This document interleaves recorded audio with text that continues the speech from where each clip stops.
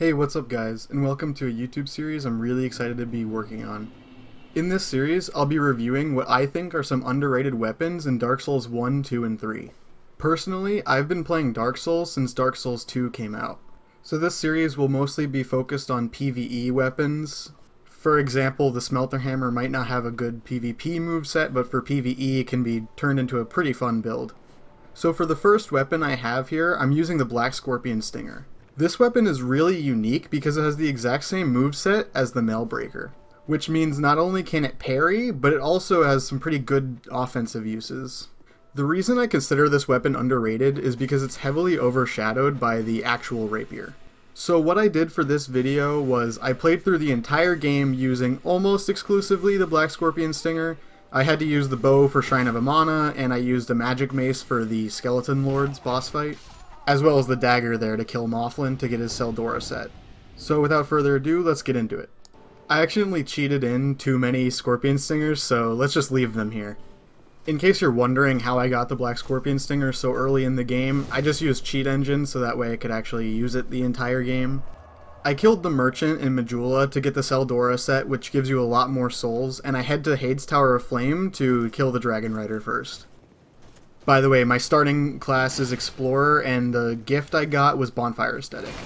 You Dark Souls 2 veterans have already guessed what I'm doing, so I'm killing the Dragon Rider first since he's a pretty easy boss, and also he gives a lot of souls, since you aren't really meant to be killing him first.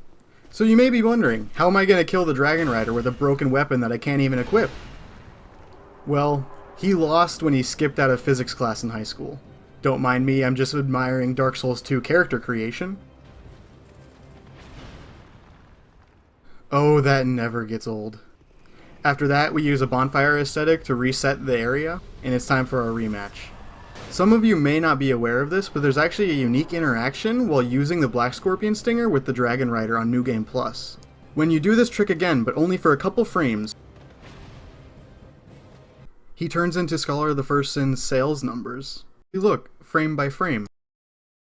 Well, it's about 10 minutes into the run, and we already have 45k souls. Time to go back to Majula, if I had gotten the Majula bonfire. Oh well, we go to Things Betwixt, and we definitely will grab the bonfire this time. Back in Majula, we pop both Dragon Rider souls, and get enough souls to level up 30 times. To use the Black Scorpion Stinger, you need 10 strength and 18 dexterity. We have some extra souls left over, so we put 7 into adaptability and 3 into vigor. If you plan on doing this build as well, I recommend getting endurance to 10 and keeping dexterity at 18, since the Black Scorpion Stinger actually doesn't scale off of any stat. The fact that it doesn't scale is actually beneficial for us. It means we don't have to put any more points into strength and dexterity, and instead can focus on vigor, endurance, and the wonderfully balanced stat, adaptability. ADP is a great stat, and personally, I think it should be included in all the Dark Souls games. If ADP was in Dark Souls 3, every single PvP build would be a blue man with the Armor of Thorns and max adaptability. Sonic truly was born into the wrong game. My weapon still is broken, so I'll have to resort to punching some dudes. I buy Leningrath's key in order to open up the blacksmith and repair my weapon. Time to go back to Majula, and I forgot the bonfire again. I use the key to open up the door. I get the blacksmith to repair my weapon, and the run begins. A part of the reason why I chose the Black Scorpion Stinger to do my first weapon guide on was the fact that I knew it was part poison, and I haven't played Dark Souls 2 in like 2 years, so if I can't just straight up beat the boss, I can poison it and then kite it around the arena if I'm having difficulties. However, while I do think this weapon is great, the poison part was kinda useless. Most of the time when I finally did poison the boss, it was like 10-15% health left, so it didn't really matter at that point. This weapon's greatest downside is also its biggest upside. At plus 5, this weapon has 10 more base damage than the Claymore does at plus 10. Although this weapon does upgrade with Twinkling Titanite, since it's Dark Souls 2, you can still infuse it with gems, meaning you can infuse it with a raw gem to get even more base damage. At raw plus 5, it has 345 base physical damage and 115 poison. Poison doesn't factor into the base damage, however it will be handy a little bit against some enemies later in the game. While I never found a use for the parry mechanic in this weapon, I'm sure some people could probably use it for maybe boss fights like the Pursuer and Velstadt. Velstadt? Oh, Vel. Either way, really landed that one, Andrew. One of the cons of this weapon is the fact that it has pretty low durability, so I did have to use a repair powder every now and then. However, it didn't get to the point where it was unusable. You doing okay there, sir? What? What the fuck? A bit later, we have to unpetrify this woman to get to the Shaded Woods. She asks us for clothing, and if From Software has taught me anything, when someone asks for something, you give them nothing and go screw off to hang out with George R.R. Martin. I'm not salty, you're salty. Okay. If you want this weapon, you're gonna need to go to the Doors of Ferris bonfire and kill a mimic that's right next to it if you're playing Dark Souls 2, but if you're playing Scholar of the First Sin, you're gonna need to kill Duke's Dear Freya, then talk to Man-Scorpion Tark with the Ring of Whispers equipped. For endgame stats, you're gonna want 39 ADP and probably about 45 Vigor, and then you can index into whatever else you want. You're gonna want to also make sure to open up McDuff's workshop. Not only does he have a Twinkling Titanite in one of his chests, he'll infuse your weapon for you. To do that, kick this barrel down next to this crack in the wall, and then shoot it with a fire arrow from a safe distance, or get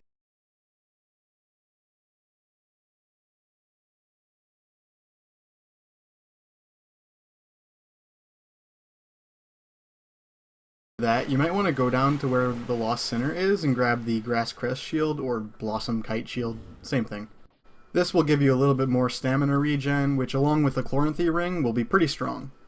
I actually ended up beating this run without dying, so I'm not going to say this build will do that for you, but I'm not going to say it.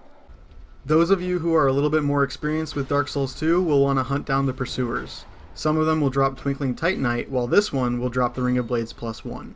However, you'll need to beat the Smelter Demon in order to fight him, which is no easy feat. Of course, with every Dark Souls build, you'll find that some bosses will be easier than others. For instance, the Guardian Wyvern was really easy, while the Skeleton Lords required me to use something that had blunt damage like a mace. Typically, enemies with exposed flesh are a bit weaker to this type of build. On top of that, the poison also really helps whittle down some of the tankier bosses. Goal! This build is also really good against bosses like Old Iron King, where they have some periods where because they're attacking you can't attack back, so the poison will whittle them down during that attack. Oh, also you're really going to want to grab this item. Another useful tip is the Ghost in Drangleic Castle sells an infinite amount of repair powders, so that basically makes the durability problem non-existent.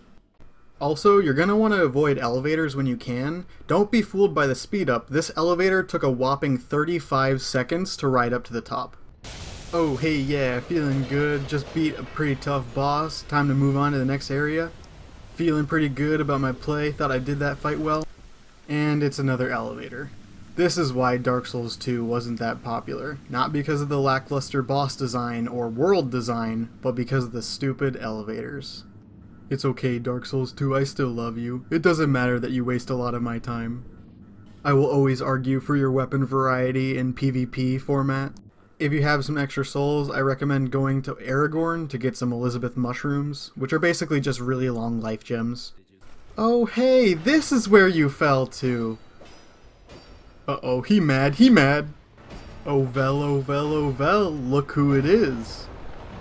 For tougher bosses like this bellboy, I recommend getting some bright bugs from the shopkeeper that you find in the Forest of Fallen Giants, as well as stocking up on life gems.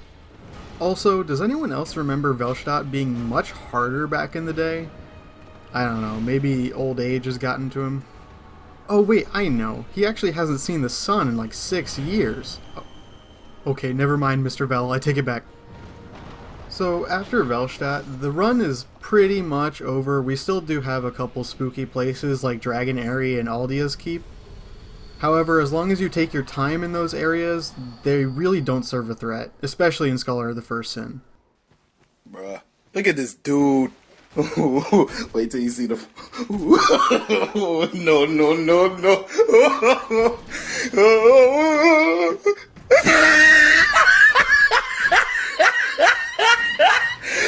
Look at the top of his head.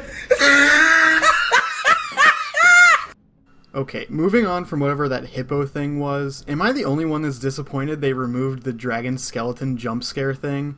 That thing was so good in Dark Souls 2 when it just gets up and rams at you. I was terrified. I don't know, maybe From Software just thought that the joke got old or something and decided to remove it. Either way, I'm still sad. Also, anyone who keeps their pets caged up like this is a monster. Also, ignore the fact that I'm attacking him, I'm just giving him a friendly poke. Don't worry about Lizard Man, he's completely fine, we just had a gentle disagreement. This boss fight is pretty good at showcasing the strengths of the Black Scorpion Stinger. I did get a pretty good attack cycle though. By the way, this boss fight took only about 15 more seconds than the entire elevator ride did. At this point, you probably don't need the Seldora set anymore, so you can start working on some Fashion Souls. I am inevitable, by the way.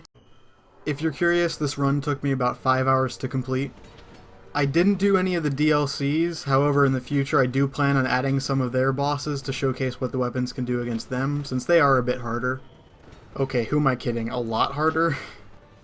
Anyway guys, I hope I did a good enough job explaining kind of the ins and outs of the Black Scorpion Stinger. I'm not quite sure what weapon I'm going to do next, so if you have a suggestion, leave it in the comments. For the time being, I plan on doing one Dark Souls video a week and maybe one Pokemon video a week as well. Until I get more familiar with editing and uploading and doing all the gameplay, I probably won't have a set schedule yet.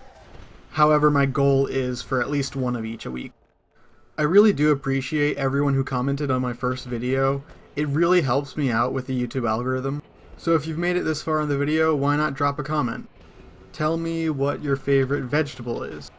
Here, I'll start. My favorite vegetable is Brussels sprouts. And if you think that's weird, consider the fact that I'm also playing Dark Souls for fun. Anyways, thanks for watching my video, and don't forget to stay safe, and have a good one, everyone.